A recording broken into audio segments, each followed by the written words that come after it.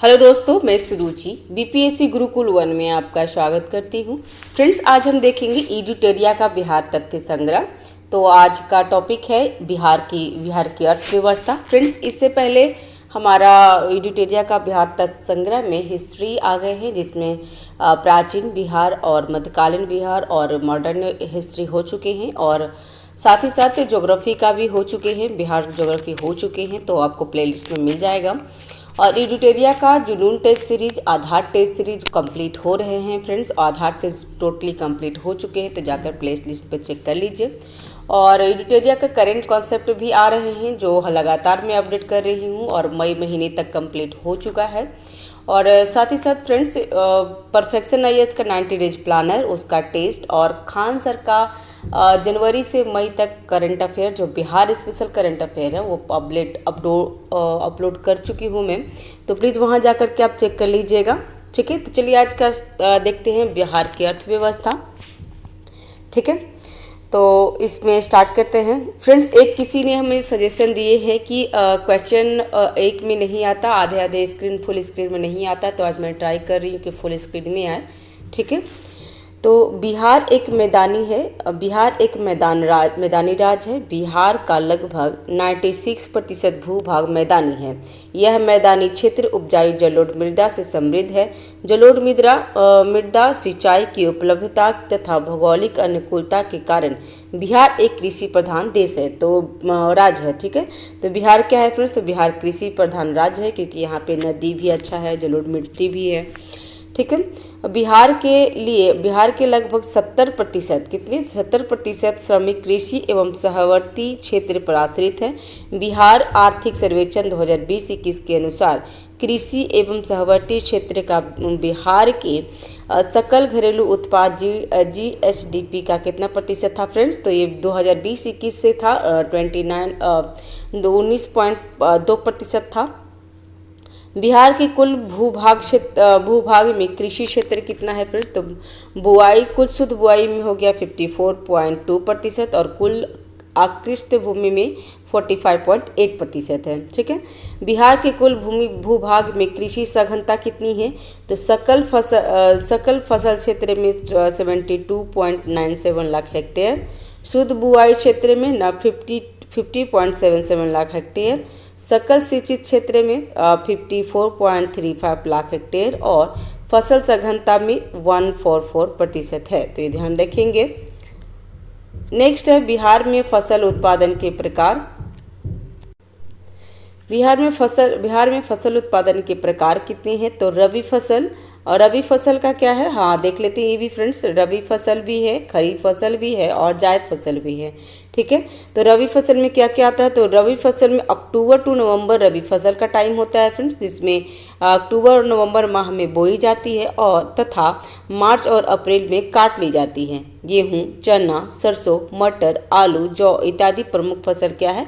तो रबी फसल है। एक क्वेश्चन पूछता है फ्रेंड्स, तो ध्यान रखेंगे, 4 ऑप्शन दिया जाएगा, और उसमें एक जायद फसल का डाल दिया जाएगा, या एक खरीफ फसल का डाल दिया जाएगा, और उसमें बोलेगा कौन से रबी फसल नहीं है। तो ये ध्यान रखेंगे कि रबी फसल कौन कौन सी है।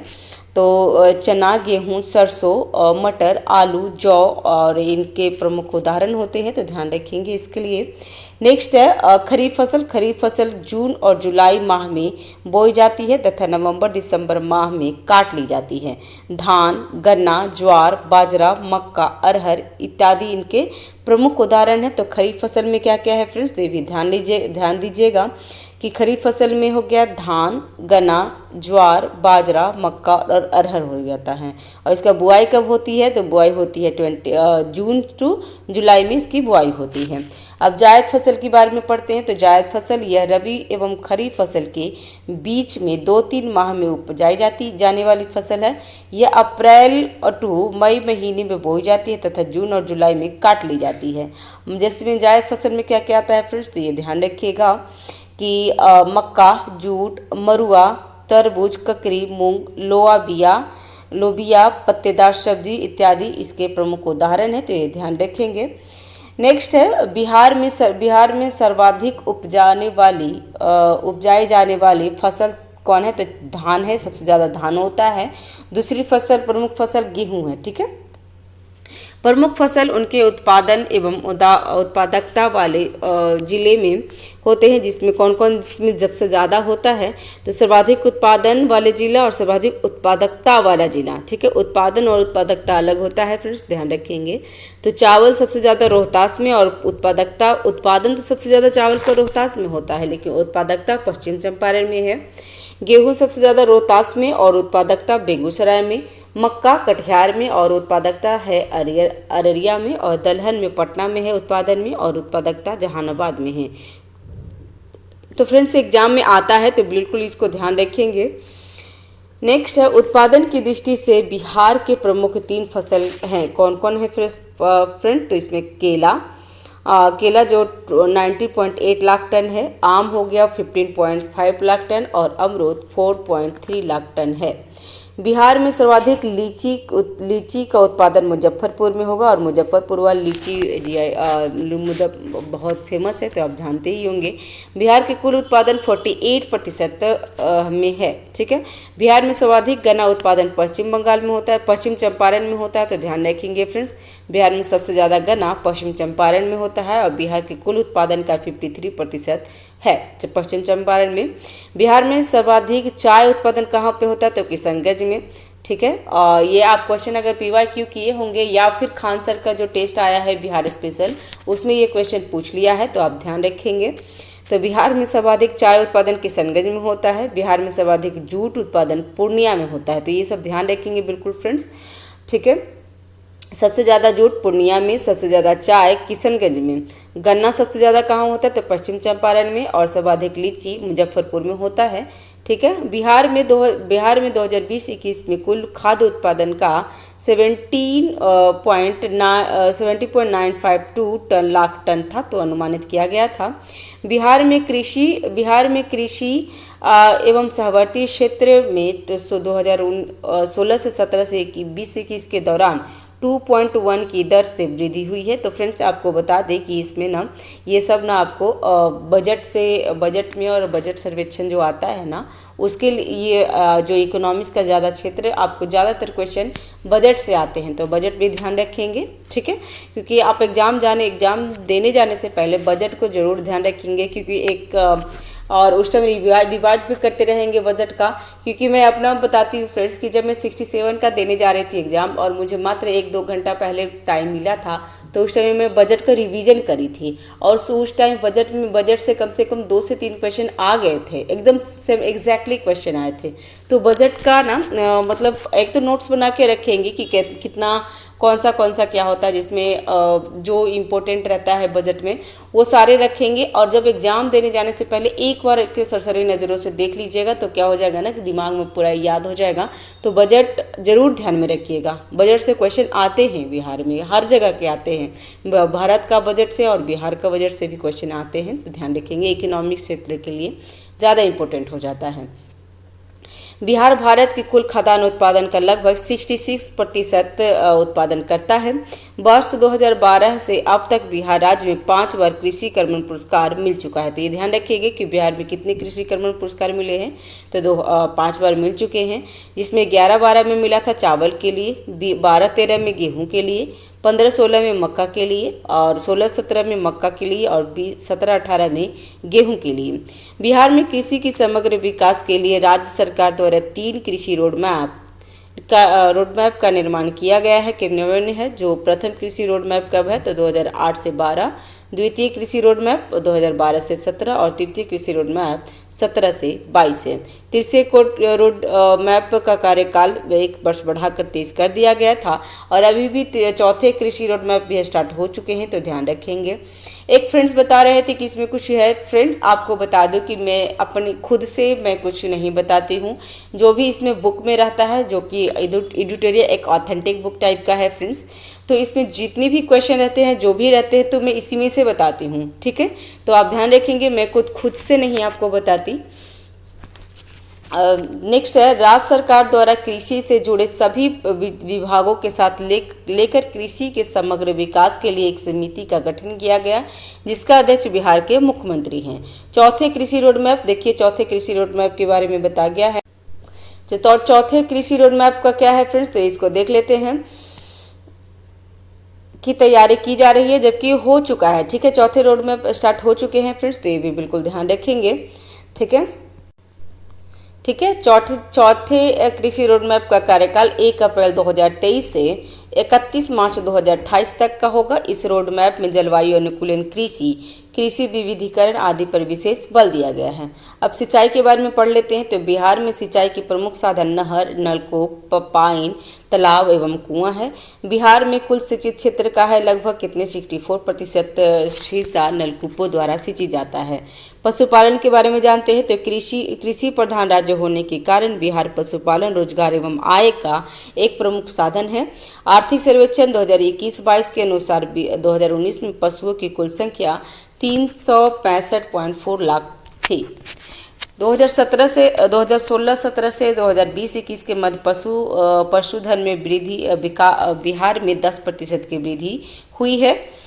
ठीक है फ्रेंड्स, और ये 2020-21 के जो बजट आया है उसके बारे में दिया गया है, तो आप इसको अपडेट कर लेंगे। न्यू जो 2024-25 में हुई है उसके बारे में अपडेट कर लेंगे, ये ज़्यादा आपको लिए काफ़ी हेल्प होगा। अभी वाला देखने से कोई फ़ायदा नहीं है। नेक्स्ट खनिज के बारे में पढ़ लेते हैं।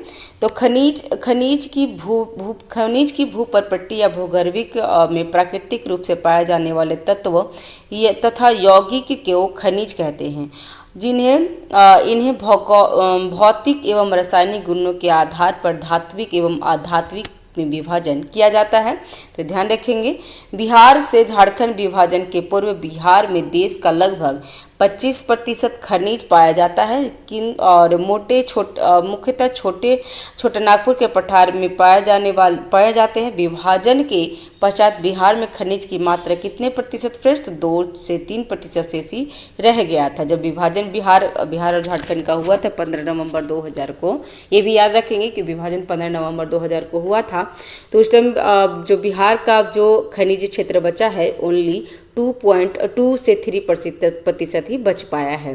वर्तमान में बिहार में दक्षिण सीमा धारवाड़ एवं विंध्यक्रम की चट्टानों में खनिज पाए जाते हैं। बिहार में पाए जाने वाले मुख्य खनिज कौन कौन से हैं फ्रेंड्स? तो ध्यान रखेंगे, इसमें चूना पत्थर, पाराडाइट्स, अब्रक, मैग्नीज, चीनी मिट्टी, क्वार्जाइट और बॉक्साइट आदि है। ठीक है, और इसमें अब देख लेते हैं हम लोग खनिज के बारे में। मैं एक बार इसके स्क्रीनशॉट भी ले लेती हूँ ताकि आपको मैं एक टेलीग्राम चैनल पे डाल दूँगी। ठीक है, तो वो भी इजी हो जाएगा। बहुत ज़्यादा ये क्वेश्चन पूछता है, हर बार ये क्वेश्चन पूछता है फ्रेंड्स, तो अब ध्यान रखेंगे। चूना पत्थर, तो चूना पत्थर कहाँ से मिलता है? तो रोहतास से मिलता है। और रोहतास की पहाड़ी, कैमूर की पहाड़ी से चूना पत्थर मिलता है। और चूना पत्थर का क्या काम होता है, विशेषता क्या है इसकी? तो सीमेंट उद्योग का प्रमुख कच्चा माल होता है। से रोहतास में सीमेंट कारखाना स्थापित है। चीनी उद्योग में शुद्धिकरण के लिए उपयोगी होता है। इस्पात उद्योग के लिए उपयोगी होता है, तो ये भी ध्यान रखेंगे। पैराडाइट्स, तो पैराडाइट्स रोहतास में मिल जाता है, आमझौर एवं बंजारी में। और पैराडाइट्स में बिहार का एक ये है फ्रेंड्स, ये सबसे ज़्यादा बिहार में आता है। 95% भारत के कुल भंडारण का 95% बिहार में है, तो ये ध्यान रखेंगे। और यह गंधक का प्रमुख स्रोत होता है। तो पैराडाइट्स गंधक का प्रमुख स्रोत होता है, तो ध्यान रखेंगे। इसका उपयोग उर्वरक उद्योग, कागज उद्योग, पेट्रोलियम और शोधन आदि के लिए किया जाता है, तो ध्यान रखेंगे। और नेक्स्ट है अब्रक नवादा, गया, जमुई और मुंगेर से पाया जाता है। तो बिहार विश्व में सबसे उच्च कोटि का अब्रक बिहार में पाया जाता है। तो ये ध्यान रखेंगे कि विश्व में सबसे उच्च कोटि का अब्रक बिहार में पाया जाता है। और जगह कहाँ है? तो नवादा, गया, जमुई और मुंगेर। अब्रक विद्युत का कुचालक होता है। तो अब्रक क्या है? तो विद्युत का कुचालक होता है, इसलिए इसका उपयोग विद्युत उपकरण, इलेक्ट्रॉनिक्स उद्योग आदि में किया जाता है। नेक्स्ट है चीनी मिट्टी। तो चीनी मिट्टी भागलपुर, बांका और मुंगेर में पाया जाता है। और इसका उपयोग बर्तन, विद्युत प्रतिरोध उपकरण बनाने में होता है। इसके अतिरिक्त वस्त्र, कागज, पेंट आदि उद्योग में भी इसका उपयोग किया जाता है। नेक्स्ट है क्वार्जाइट। तो क्वार्जाइट मुंगेर से पाया जाता है फ्रेंड्स, खड़गपुर की पहाड़ी या जमुई, गया से पाए जाते हैं। तो इसका उपयोग भवन निर्माण सामग्री के रूप में मुख्य रूप से होता है, तो ध्यान रखेंगे। बॉक्साइट, तो बॉक्साइट मुंगेर के खड़गपुर की पहाड़ी से मिलते हैं, और खड़गपुर की पहाड़ी कहाँ पे है, तो मुंगेर में, और वहाँ से बॉक्साइट मिलते हैं। बॉक्साइट एल्यूमिनियम का अयस्क है। फ्रेंड्स ये बहुत बार क्वेश्चन पूछता है कि बॉक्साइट किसका अयस्क है, तो बॉक्साइट एल्यूमिनियम का अयस्क है, और एल्यूमिनियम का उपयोग बृहद रूप से किया जाता है, तो ये ध्यान रखेंगे। बॉक्साइट एल्यूमिनियम, तो ऐसे याद रखेंगे कि एल्यूमिनियम का एक बॉक्स है, और बॉक्स किससे बनता है, तो एल्यूमिनियम से, ऐसे करके याद करेंगे। मैं इसी तरह से कुछ रिलेट करके याद की थी, तो हमेशा याद हो गया है। और पैरालाइट का मैं याद की थी कि पायरिया हो जाता है कभी, किसी एक बीमारी है पायरिया, तो उससे बहुत रोना आता है, तो पैरालाइट्स रोहतास, ऐसे करके हमने याद किया था रिलेट करके। तो आप रिलेट करके याद कर सकते हैं, क्योंकि एग्जाम में ना आपको किसी भी तरह से आपको क्वेश्चन याद होना चाहिए। ये वहाँ पे ये नहीं पूछता कि आप किस तरीके से रिलेट किए हैं, तो रिलेट बहुत ज़रूरी है फ्रेंड्स, ध्यान रखिएगा। अभी सोना कहाँ से मिलता है, तो सोना जमुई के करमटिया, मुंगेर, पश्चिम चंपारण आदि से मिलते हैं। जमुई 3 जगह से मिलते हैं फ्रेंड्स सोना, और जमुई, मुंगेर और पश्चिम चंपारण से। सोना एक बहुमूल्य धातु है। बिहार के जमुई में सोने का विशाल भंडार का पता लगाया गया है, तो ध्यान रखेंगे। सोना कहाँ से मिलता था, तो सारण, मुजफ्फरपुर, बेगूसराय, पूर्वी चंपारण और पूर्वी चंपारण से सोरा मिलता था। और सोरा के बारे में आपको पता होगा कि नोनिया विद्रोह हिस्ट्री में सोरा के लिए ही होता था, तो ध्यान रखेंगे। सोरा सोडियम और पोटेशियम नाइट्रेट के रूप में पाया जाता है, और इसका उपयोग विस्फोटक पदार्थ, बारूद बनाने तथा पटाखा, कांच, इस्पात उद्योग में किया जाता है, तो ध्यान रखेंगे। क्वार्जाइट, तो क्वार्जाइट जमुई, नवादा, गया आदि में मिलता है। इसका उपयोग कांच, विद्युत एवं इलेक्ट्रॉनिक उद्योग में होता है। यूरेनियम, तो यूरेनियम गया और नवादा में पाया जाता है, और उसका ऊर्जा उत्पादन की दृष्टि में बहुमूल्य है। स्लेट कहाँ से मिलता है, स्लेट आपको मुंगेर, खड़गपुर की पहाड़ी से मिलता है। इसका उपयोग सजावटी पत्थर के रूप में किया जाता है। मैग्नीज, तो मैग्नीज गया और मुंगेर में पाया जाता है, तो मैग्नीज का उपयोग धातु निर्माण आदि निर्माण कार्य में किया जाता है। मुख्य रूप से इसका उपयोग इस्पात उद्योग में होता है। एस्बेस्टस, तो एस्बेस्टस मुंगेर में पाए जाते हैं फ्रेंड्स। इसका उपयोग कपड़े, कागज, छत ढकने के तख्ते बनाए जाने के लिए किया जाता है। एस्बेस्टस में आग नहीं लगने के कारण इसे बने कपड़े फायर फाइट्स बनते हैं, तो पहनते हैं, तो ये ध्यान रखिएगा। जो फायर ब्रिगेड हम लोग जो बुलाते हैं, तो जो फायर फाइटर्स होते हैं वो एस्बेस्टस के कपड़े ही पहनते हैं। नेक्स्ट है गैलेना बांका में भी मिलता है, और इसका उपयोग परमाणु संयंत्र, रसायन उद्योग, पेंट उद्योग में किया जाता है। पेट्रोलियम पश्चिम चंपारण ईंधन के रूप में प्रयोग किया जाता है, और प्राकृतिक गैस पूर्णिया, किशनगंज और कटिहार में पाया जाता है, तो ईंधन के रूप में प्रयोग किया जाता है, तो ध्यान रखेंगे फ्रेंड्स। तो ये बिल्कुल अच्छे से ध्यान रखेंगे फ्रेंड्स खनिज के बारे में, कि खनिज से 1-2 क्वेश्चन आपको बिहार में मिल जाएगा। आप MCQs करेंगे तो प्लीज़ आप ध्यान रखिएगा खनिज का। और नेक्स्ट है, या हो सके तो आप नोट्स भी बना सकते हैं, या फिर मैं स्क्रीनशॉट आपको दे दूंगी, तो आप स्क्रीनशॉट मैं आपको टेलीग्राम चैनल पर डाल दूंगी, तो वहाँ पे आप देख सकते हैं, ठीक है।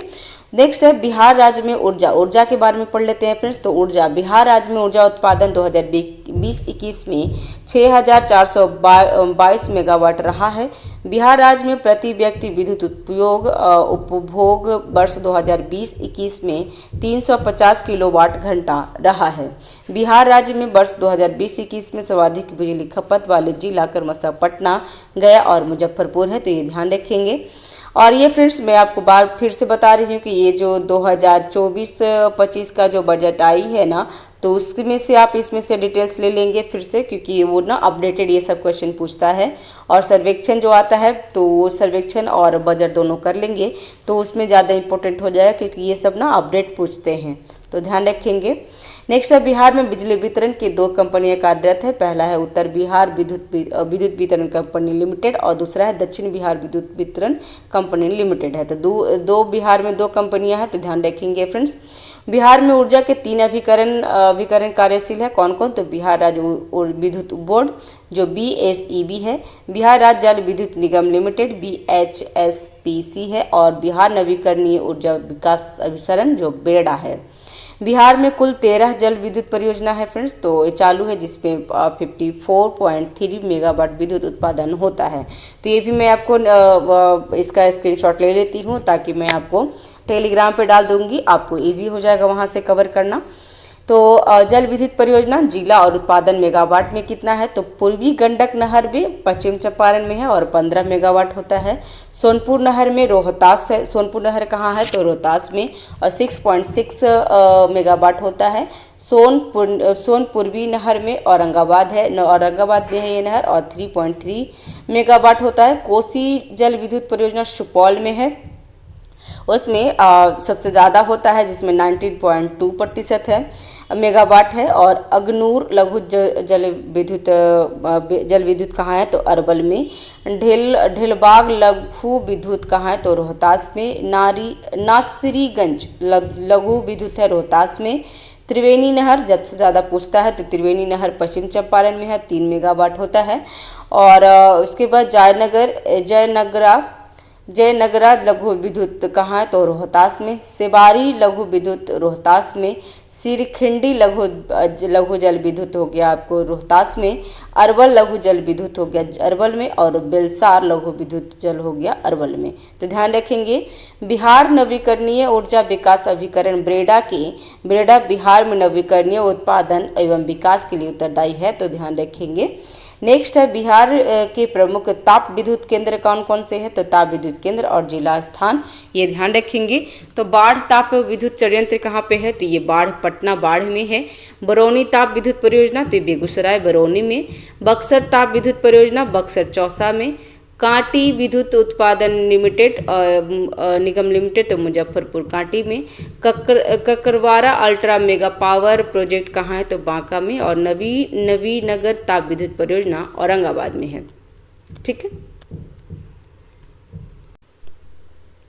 ठीक है फ्रेंड्स, अभी नेक्स्ट है, बिहार में परमाणु विद्युत संयंत्र नवादा के रजौड़ी में लगने की योजना बनाई गई है।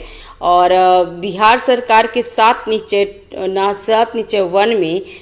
निश्चय में से एक लक्ष्य हर घर बिजली लगातार लक्ष्य को प्राप्त कर लिया गया है, तो ध्यान रखिएगा। और फ्रेंड्स अभी क्या करते हैं ना कि ये 22 मिनट का कम से हो चुका है, तो नेक्स्ट वीडियो में हम उद्योग ले लेंगे। ठीक है, उद्योग के बारे में जितना जो है वो बहुत इंपॉर्टेंट है, ये पढ़ लेंगे।